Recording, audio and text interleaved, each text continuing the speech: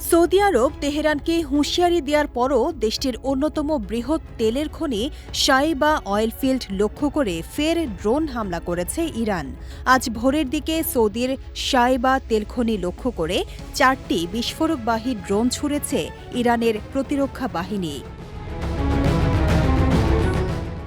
অবশ্য তেল খনিতে আঘাত হানার আগেই এয়ার ডিফেন্স সিস্টেমের মাধ্যমে সেসব ড্রোন ধ্বংস করে ফেলতে সক্ষম হয়েছে সৌদি আরব। দেশটির প্রতিরক্ষা বাহিনীর বিবৃতিতে নিশ্চিত করা হয়েছে এসব তথ্য। মধ্যপ্রাচ্যে যুক্তরাষ্ট্রের প্রধান মিত্র সৌদি আরব। দেশটিতে একাধিক মার্কিন সামরিক ঘাঁটি রয়েছে।